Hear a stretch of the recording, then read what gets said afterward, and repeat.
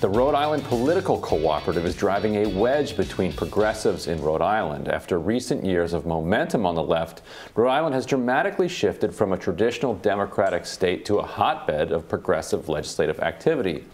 So the co-op provides campaign services to candidates it endorses and has declared war on any state lawmaker who does not share its strategy of opposing anyone affiliated with the pre-2020 Democratic leadership team in Providence. According to Daniel Marans, the battle lines are basically organized labor, the Rhode Island Working Families Party, and many mainstream environmental groups arrayed on one side.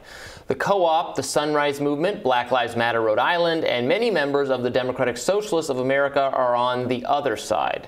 Huffington Post reporter Daniel Marans joins us now to discuss whether or not the fallout will undo the progress made in Rhode Island on the left. Daniel, welcome. Great to be here.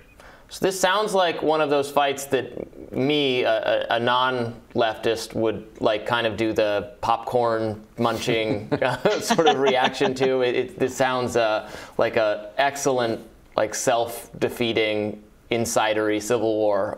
Tell us more. I mean, I think somebody who is familiar with the dynamics on the right actually wouldn't find this to be all that sort of unusual, in that you have debates over what litmus tests should be, how far you can press the envelope when you've achieved a little bit of power. Basically, we're talking about a state in Rhode Island where Democrats have had a supermajority seemingly almost for time immemorial, though it was not that long ago that they've had Republican or independent governors. And that Democratic supermajority has basically been, if you could call its defining characteristic in terms of the traditional set of Democratic issues, it's been pro-labor, but it's also socially conservative. It was approved of by the NRA.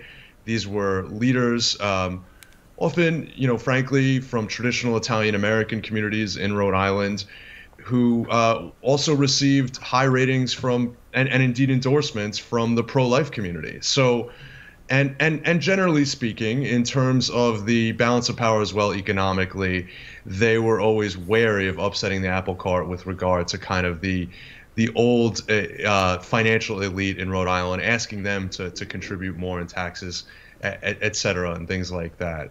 Things start to build cycle after cycle, different coalitions of progressive groups making inroads in primary challenges. And the co-op, this organization that's essentially a vendor that, in exchange for dues, provides services to candidates and endorses, was a major part of that in 2020.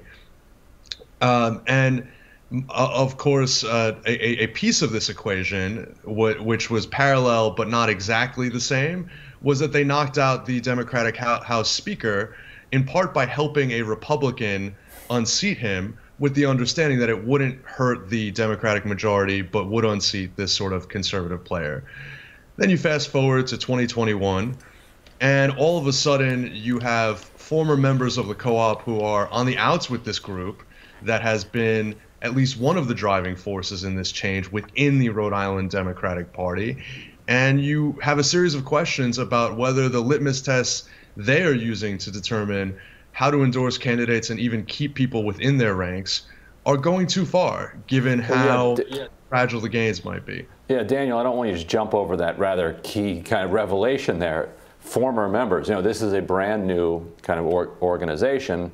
They've managed to elect a number of insurgents to office, but all of a sudden now have almost maybe more former members of the co-op than current members of the co-op. And you spoke to some of them for the first time on the record for your article. Can you talk about who you spoke to, who ran as co-op members and have since either left or been booted out, and why?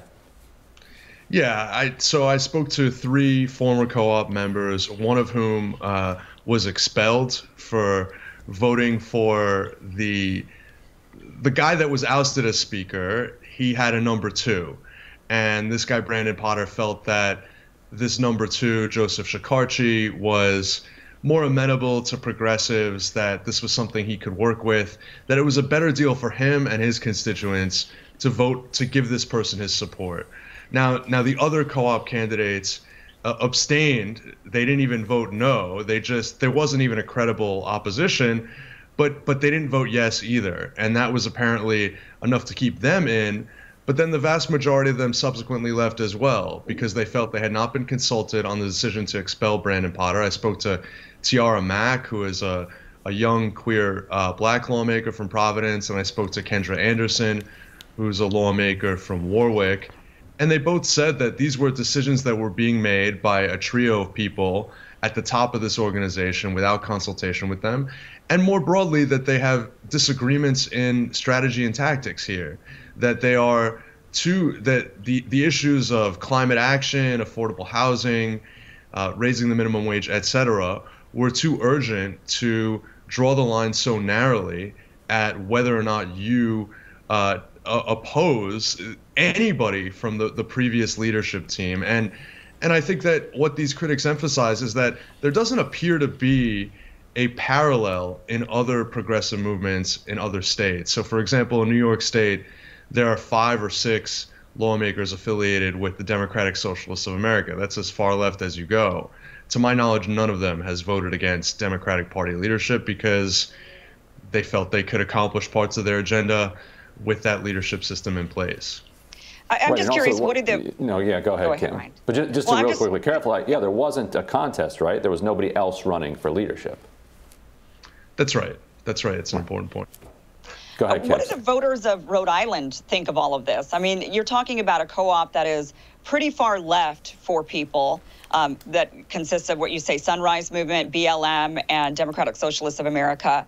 That is, for most, I would say, average mainstream Democrats, viewed as pretty extreme left.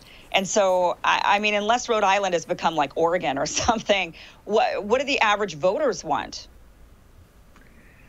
Yeah, so it's interesting. I think we're going to find out more about that in 2022 when I suspect that either the centrist to conservative Democratic machine will try to unseat some of these members. I mean, we're already seeing that when they will try to maintain their hold on the governorship, and when even Republicans will try to make inroads. Because when you think about the demographics of Rhode Island, it is a very working class state with a large working class white population and a large and growing working class Latino population. Both one demographic that has swung hard against Democrats for decades and been going in one direction, and one that whose attrition from Democrats has been more recent. I think we'll find out more.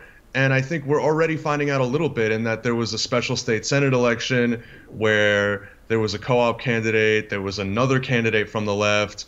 Arguably, they may have cannibalized some of their own votes, and ultimately one of the establishment candidates won. And of course, we have Cynthia Mendez, who you've interviewed here, who vacated her state Senate seat to run for lieutenant governor.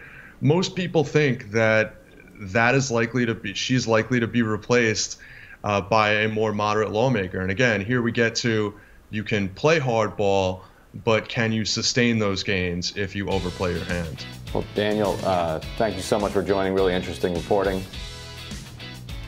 Appreciate it. And we will have more Rising right after this.